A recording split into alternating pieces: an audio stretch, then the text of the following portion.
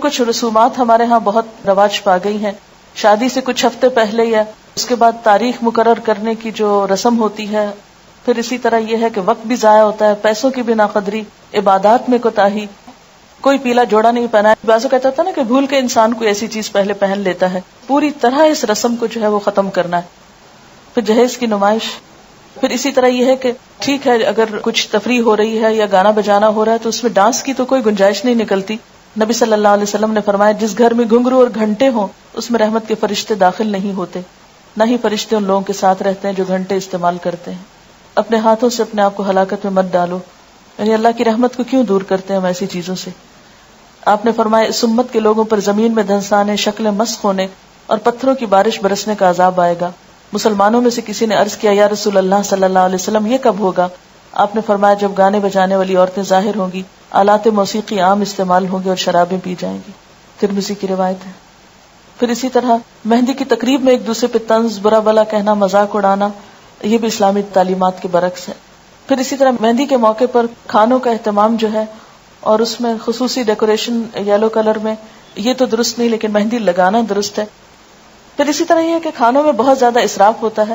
قرآن پاک میں اللہ تعالیٰ فرماتے وَلَا تُبَذِّرْ تَبْذِيرًا إِنَّ الْمُبَذِّرِينَ كَانُوا إِخْوَانَ الشَّيَاطِينَ وَكَانَ الشَّيْطَانُ لِرَبِّهِ كَفُورًا. فضول خرچی نہ کرو. فضول خرچ لوگ شیطان کے بھائی ہیں اور شیطان اپنے رب کا ناشکرا ہے.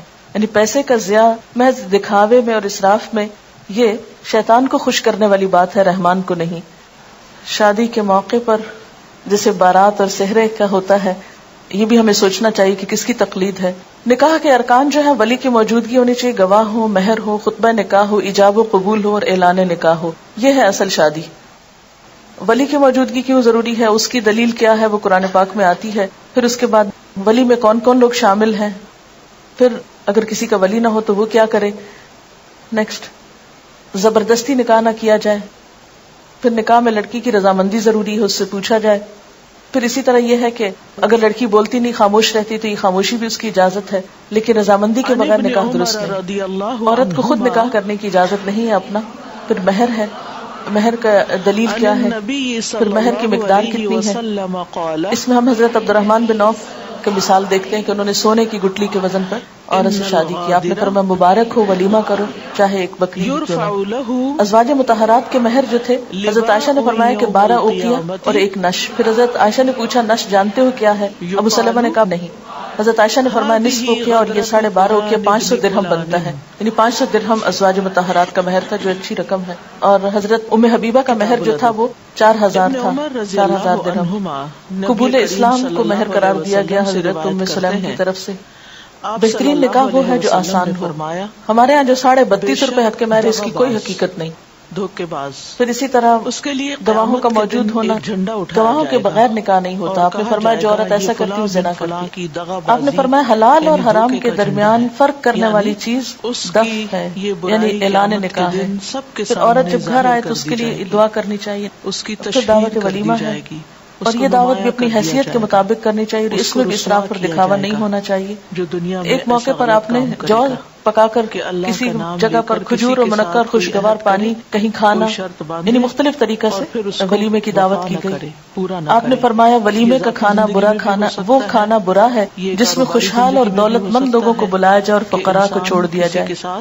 یہ ہمارے ہاں عام طور پر شادی کا جو خرچہ ہوتا ہے اس کی تھوڑی سی، مثلا 8 لاکھ روپے 5 لاکھ روپے جو لوگ خرچ کرتے ہیں ایک عام شادی پر، اور اس کے مقابلے میں آپ دیکھیں کہ اللہ تعالیٰ کیا فرماتے ہیں، جو لوگ محض اپنا مال لوگوں کو دکھانے کے لیے خرچ کرتے ہیں اور در حقیقت نہ اللہ پر ایمان رکھتے ہیں نہ روز آخرت پر.